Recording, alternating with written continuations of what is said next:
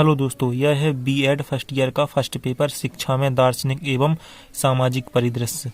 यदि कहीं समझ में नहीं आता है तो कॉलेज जरूर आएं। कॉलेज आना अनिवार्य है। चलिए शुरू करते हैं। पिछले वीडियो में हमने उद्देश्य का अर्थ पढ़ा था। अब आगे चलते हैं लक्ष्यों की प्रकृति पर। इसमें लिखना है, लक्ष्य सामान्य एवं विशिष्ट दोनों प्रकार के होते हैं। विशिष्ट लक्ष्य ही उद्देश्य कहलाते हैं। विशिष्ट उद्देश्य यथार्थवादी होते हैं, जबकि सामान्य उद्देश्य आदर्शवादी होते हैं। विशिष्ट उद्देश्यों को सामान्य की अपेक्षा प्राप्त करना अधिक सरल होता है। उस दिशा में कार्य करके उनको प्राप्त किया भी जा सकता है।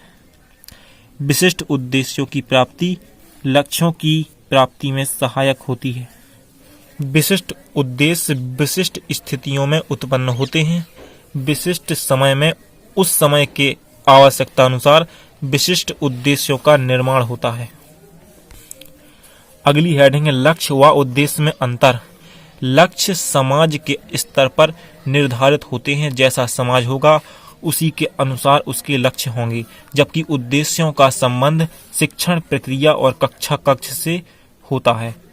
यहाँ पर लिख लेते हैं, एक तरफ लक्ष्य, दूसरी तरफ उद्देश्य।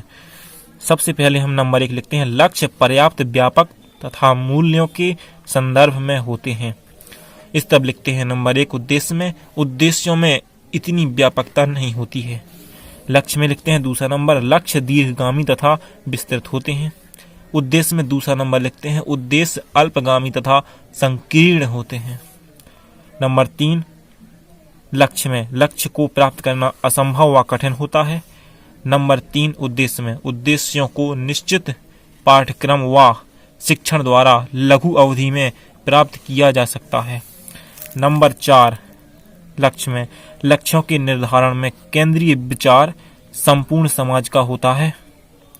और नंबर 4 उद्देश्य में, उद्देश्य छात्र को केंद्र मानकर निर्धारित किए जाते हैं। नंबर 5 है लक्ष्य में, ये विषयगत होते हैं, इसलिए इनका वस्तुनिष्ठ रूप से मापन संभव नहीं है। नंबर 5 उद्देश्य में है, उनको वस्तुनिष्ठ रूप से उल्लेखित किया जा सकता है, अतः इनका वस्तुनिष्ठ रूप से मापन संभव है। इसके बाद है शिक्षा के निश्चित उद्देश्यों की आवश्यकता। चलिए इसमें लिखते हैं, शिक्षा मनुष्य के जीवन पर्यंत चलने वाली एक सामाजिक प्रक्रिया है।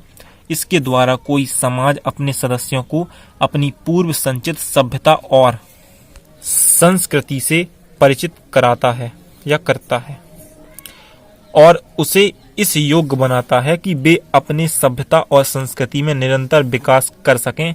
यदि उस समाज के सामने इसकी स्पष्ट तस्वीर नहीं है कि उसे अपनी आने वाली पीढ़ी को क्या सिखाना है और क्या नहीं, तो उसकी शिक्षा सुचारू रूप से नहीं चल सकती। कुछ प्रमुख बिंदु इस प्रकार हैं। नंबर 1 बिंदु है औपचारिक शिक्षा का विधान। इसमें लिखते हैं, प्रत्येक समाज के मनुष्य का जीवन के प्रति एक दृष्टिकोण होता है, और इस आधार पर वह मनुष्य जीवन के कुछ उद्देश्य निश्चित करता है। इन उद्देश्यों की प्राप्ति के लिए शिक्षा का विधान है। यदि शिक्षा समाज को मानव जीवन के उद्देश्य स्पष्ट नहीं है, तो वह औपचारिक शिक्षा का विधान नहीं कर सकता। इसके बाद है पाठचर्या और शिक्षण विधियों का विधान। यह अगले वीडियो में बताया जाएगा, क्योंकि अब सेकंड चैप्टर स्टार्ट होगा, मतलब सेकंड सब्जेक्ट होगा आपका।